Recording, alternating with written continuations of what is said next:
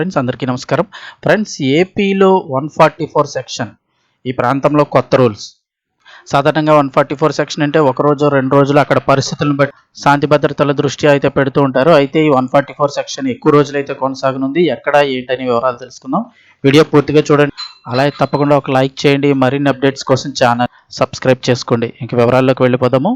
పల్నాడు జిల్లాలోని మాచర్లలో 144 సెక్షన్ అమలు అయితే స్టార్ట్ అయింది, కొనసాగుతుంది.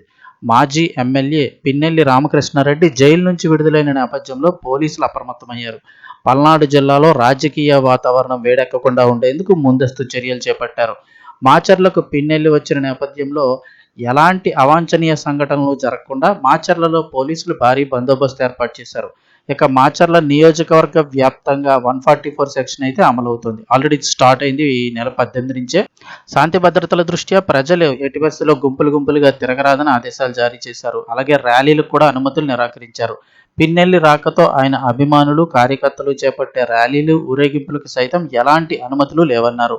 నిబంధనలు కనుక అతిక్రమిస్తే కఠిన చర్యలు తప్పవంటూ వార్నింగ్ ఇచ్చారు. కాగా గుండ్లపాడులో జరిగిన జంట హత్యల కేసులో పిన్నెల్లి రామకృష్ణారెడ్డిని అరెస్టు చేసి జైలుకు తరలించారు. గురజాల కోర్టు బెయిల్ మంజూరు చేయడంతో ఆయన విడుదలయ్యారు. సుమారు 98 రోజుల పాటు నెల్లూరు సెంట్రల్ జైల్లో రిమాండ్ ఖైదీగా పిన్నెల్లి ఉన్నారు.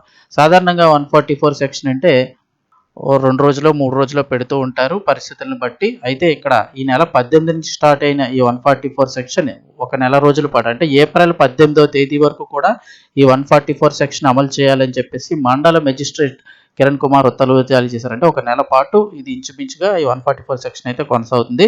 మాజీ ఎమ్మెల్యే పిన్నెల్లి రామకృష్ణారెడ్డి బెయిల్ పొందిన నేపథ్యంలో వైసీపీ నాయకులు అలాగే సానుభూతి పరులు సమూహాలుగా ఏర్పడి శాంతి భద్రతలకు విఘాతం కలిగించే అవకాశం ఉందని, అందువలన ఈ నేపథ్యంలో సిఐ అభ్యర్థన మేరకు ఈ చర్య తీసుకున్నట్లుగా మండల మెజిస్ట్రేట్ కిరణ్ కుమార్ అయితే కనుక ఉత్తర్వులు జారీ చేయడం జరిగింది.